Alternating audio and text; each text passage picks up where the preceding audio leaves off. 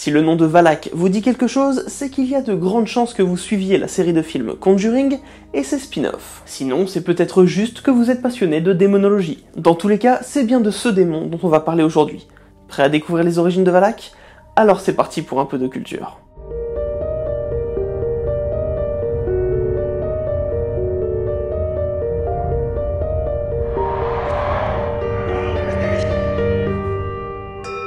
Le démon Valak était tout d'abord connu sous le nom de Volak, mais comme il y a eu plein de traductions, il porte également le nom de Valak avec un C, Valu ou encore Walak. Il fait partie des démons que l'on pourrait invoquer grâce à la Goétie. Pour ceux qui ne le savent pas, la Goétie est grossièrement l'art et la pratique de l'invocation démoniaque. La première mention de Valak semblerait être dans le Pseudo-Monarchia Daemonum, daté de 1577. Il s'agit d'un traité en latin que le médecin Johann Vir est venu greffer à son ouvrage De Prestigis Daemonum lors de sa 5e réédition. L'intérêt de ce traité est de présenter une organisation présumée de l'enfer, ou plus exactement une hiérarchie démoniaque. Le traité propose également au lecteur de connaître les attributs des démons et la façon de les vaincre. Mais revenons-en à Valak. D'après le Pseudo-Monarchia Daemonum, Valak est considéré comme l'un des grands présidents des enfers, et se place au 50e rang sur une liste de 69 démons principaux. Sachant que dans de vieilles éditions, il est placé au 49e rang, car le numéro 38 a été attribué 2 fois.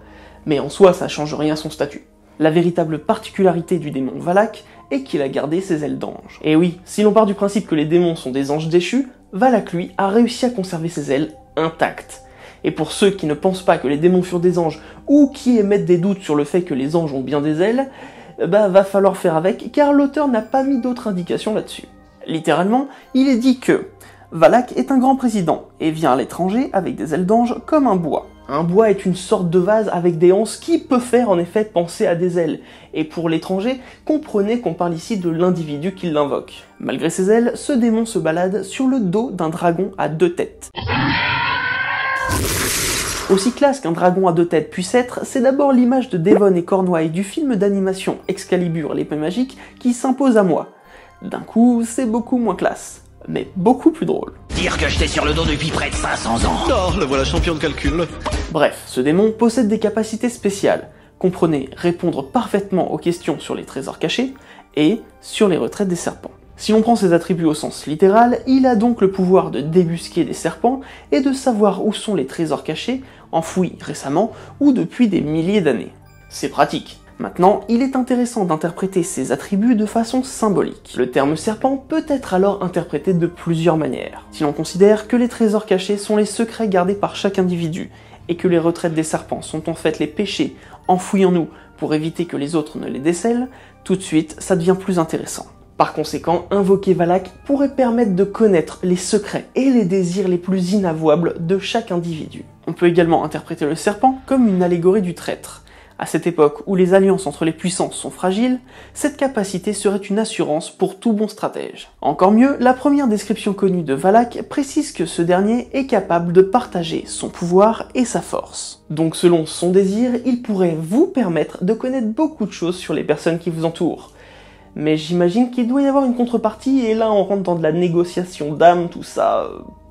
Enfin, Johann Vir précise que Valak gouverne 30 légions de démons.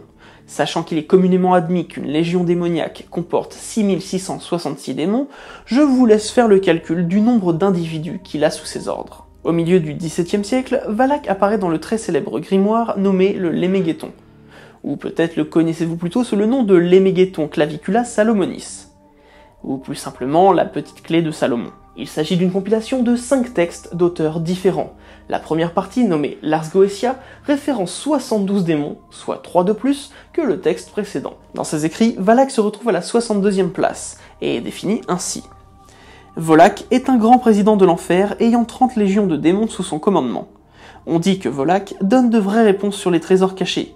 Il révèle où les serpents peuvent être vus, et les délivre aux magiciens. Comprenez l'invocateur, on dit qu'il apparaît comme un petit garçon pauvre avec des ailes d'ange sur un dragon à 2 têtes. Après cette description, il est important de noter qu'il existe de petites différences avec la description d'origine. Volak est bien l'un des grands présidents aux enfers, mais selon l'auteur, il apparaît sous la forme d'un petit garçon pauvre avec des ailes d'ange. Ok, c'est subtil, mais le fait qu'il apparaisse sous cette forme pourrait placer notre démon comme étant un ancien chérubin ou un ancien séraphin, ces deux catégories d'anges étant définies comme des enfants depuis le Moyen-Âge, et c'est ce qui aurait pu influencer l'auteur sur le choix de la description. Cela justifierait également la place de Valak dans la hiérarchie démoniaque, puisqu'il s'agissait dans un premier temps d'un ange très important. Le côté pauvre de l'enfant pourrait soit faire référence à la pitié qu'il chercherait à susciter avec son apparence afin de mieux piéger les humains, soit au fait que Valak est malheureux de son sort actuel. Pour le reste, la description est identique. En 1818, Colin de Plancy répertorie Volak dans son dictionnaire infernal, et le définit ainsi. Volak, grand président aux enfers. Il apparaît sous la forme d'un enfant avec des ailes d'ange, monté sur un dragon à 2 têtes. Il connaît la demeure des planètes et la retraite des serpents. 30 légions lui obéissent. De nouveau, l'idée du chérubin est reprise. D'ailleurs, il faudra attendre la 6e réédition du dictionnaire infernal pour que l'on retrouve l'illustration la plus connue de Valak, faite par Louis le Breton. Une différence majeure par rapport aux 2 descriptions précédentes se trouve dans les attributs du démon, puisque de Plancy écrit qu'il connaît la demeure des planètes. Et là, j'ai beau chercher, à part pour des réponses astronomiques, je vois pas. De toute façon, tout cela n'a pas beaucoup d'importance, puisque Colin de Plancy a défini le Pseudo-Monarchia Daemonum comme l'inventaire de la fausse monarchie de Satan. Il faudra ensuite attendre 1904 avec le grimoire La Goetia Petite Clé de Salomon pour revoir le nom de Valak. Il s'agit d'un livre édité par le très fameux Aleister Crowley, qui est en fait une réadaptation de l'Ars Goetia dont j'ai parlé plus tôt. Parmi les retouches effectuées par Crowley et son traducteur S.L. MacGregor Mathers, on retrouve Valak qui se voit pour la première fois affublé d'un sceau, qui est celui-ci. Le grimoire de Crowley a eu un tel succès qu'il est aujourd'hui très rare de voir Valak dissocié de ce sceau. De plus, Valak se voit passer de 30 à 38 légions sous son contrôle, avec la mise à jour effectuée par Crowley. Mais malgré le temps et les légères transformations que Valak a subies, s'il est aujourd'hui aussi connu, c'est bien grâce au cinéma, et plus précisément grâce au réalisateur de Conjuring, James Wan. Car oui, la nonne flippante que Lorraine Warren voit dans le film Conjuring 2 est bien le démon Valak. Et si vous ne l'avez pas vu, voici quelques images sans spoil.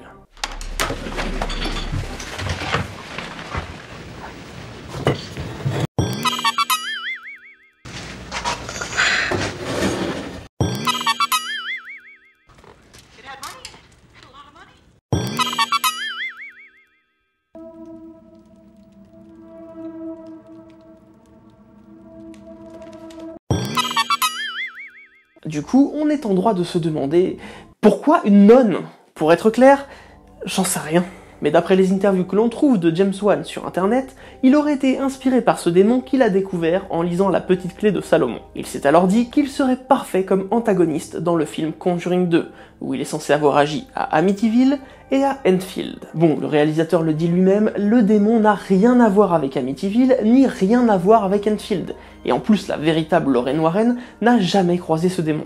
Malgré tout, l'aspect de Valak a bien été inspiré par une vision qu'aurait eue Lorraine. Elle aurait vu un jour un vortex tourbillonnant avec en son centre une silhouette sombre encapuchonnée, ce qui aurait inspiré la religieuse démoniaque au réalisateur.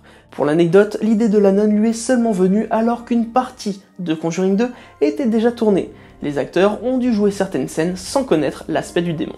Avec la sortie du spin-off sobrement intitulé La Nonne, peut-être en saurons-nous plus sur la vision qu'a James Wan de ce démon, et pourquoi une nonne plutôt que la description d'origine.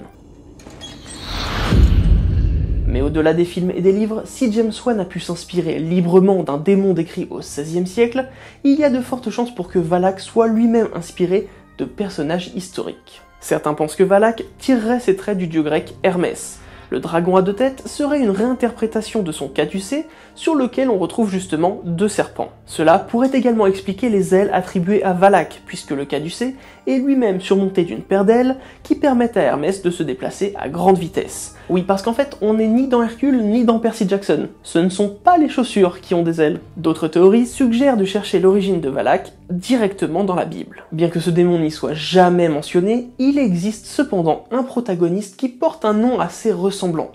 Balak. Ce dernier était le roi de Moab, une région montagneuse de l'actuelle Jordanie, qui a dû faire face à l'arrivée des Hébreux conduits par Moïse. D'après le livre des Nombres, il tenta de maudire le peuple hébraïque en utilisant le magicien Balaam, qui devint par la suite prophète, après que Dieu lui ait ouvert les yeux et lui ait confié pour mission de bénir le peuple israélite. Si certains pensent que Balak a inspiré Valak, c'est en partie à cause de cette action qui le place, aux yeux des croyants, comme un démon. De plus, Balak est le fils de Zippor.